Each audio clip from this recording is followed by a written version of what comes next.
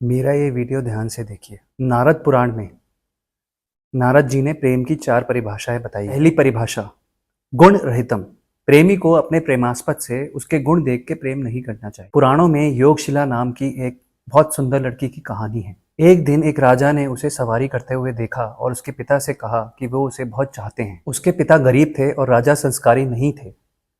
ये बहुत खतरनाक होगा उसको अपनी बेटी देने के लिए। लेकिन उसने अगर उसकी बात नहीं मानी तो राजा उन दोनों को मार डालेगा। बेटी ने कहा कि पिताजी, राजा को 1 महीने बाद आने के लिए कहें। राजा 1 महीने के बाद आने के लिए सहमत हो गया और उसने अपनी सेना तैनात कर दी ताकि वे भाग न सके। योग के माध्यम से योगशिला ने अपने शरीर को ऐसा बना लिया था कि वो केवल त्वचा और हड्डियां रह गई थी। यहाँ तक कि उसकी त्वचा उसकी खोपड़ी तक सिकुड़ गई थी। राजा आए और उन्होंने योगशिला को मांगा। पिताजी अंदर से योगशिला को ले आए। राजा देखकर बोला, ये नहीं, वो लाओ जो मैंने देखी थी। सुंदरता के बिना वह उस लड़की के साथ नर्क में एक हड्डियों का थैला नहीं लेके जाना चाहता था। वो राजा क्या, यहाँ तक कि हम में से कोई भी उस लड़की को स्वीकार नहीं करता। दूसरी परिभाषा, कामना रहितम। स्वार्थी इच्छाओं के साथ अपने प्रियतम से प्रेम ना करें, अन्यथा अपनी इच्छाएं पूरी न होने पर आपका प्रेम समाप्त हो जाए। आइए एक कहानी के माध्यम से समझते हैं। एक बहुत गरीब आदमी अपनी पत्नी के साथ रहता था।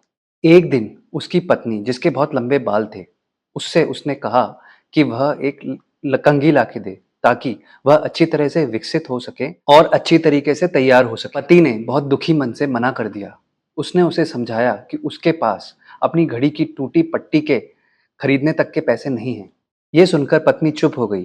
पति काम के लिए निकला और उसने एक घड़ी की दुकान पे जाकर अपनी घड़ी कम दामों में बेच दी और अपनी पत्नी के लिए एक कंघी ले ली। वह शाम को जब घर आया तो उसके हाथ में कंघी पत्नी को देने के लिए तैयार थी। वह आश्चर्यचकित रह गया जब उसने अपनी पत्नी को बहुत छोटे बाल कटवाए हुए देखा। उसने अपने बाल बेच दिए थे और अपने हाथ में एक नया घड़ी का बैंड लेकर खड़ी थी। ये देखकर दोनों की आंखों में से आंसू बहने लगे। इसलिए नहीं कि उन्होंने क्या व्यर्थ व्यर्थ हरकत की, परंतु इसलिए कि एक दूसरे के प्यार की पारस्परिकता को देखकर वो दोनों एक दूसरे को बिना किसी स्वार्थ के प्यार करते थे। तीसरा पहलू, प्रतिक्षण वर्धमानम। हर गुजरते पल के साथ आपका प्रेम बढ़ना चाहिए, जो इस संसार में नहीं हो सकता। इस संसार का प्रेम अपने स्वार्थ के हिसाब से कम और ज्यादा होता रहता है। अपनी शादी की शुरुआत में हम अपने पार्टनर से बहुत प्रेम करते हैं और उनकी हर बात का ध्यान रखते हैं, जैसे कि वो क्या खाते हैं, क्या पहनते हैं, क्या महसूस करते हैं और भी बहुत कुछ। लेकिन शादी के कुछ सालों बाद हम इन बातों को नजरअंदाज कर देते हैं। हमारा रवैया बदल जाता है। एक समय हम अपनी पत्नी की तुलना ताजमहल से करते थे और अब हम ताजमहल भी नहीं जाना चाहते। चौथा पहलू, अनुभव रूपम। प्रेम केवल अनुभव में आने वाली चीज है। जैसे कि जब एक गूंगा आदमी पहली बार रसगुल्ला खाता है तो उसे रसगुल्ला बहुत अच्छा लगता है।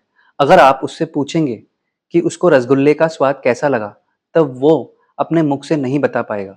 इसी तरीके से आप अपने प्रेमी से कितना प्रेम करते हैं, आप अपने मुख से बयान नहीं कर सकते।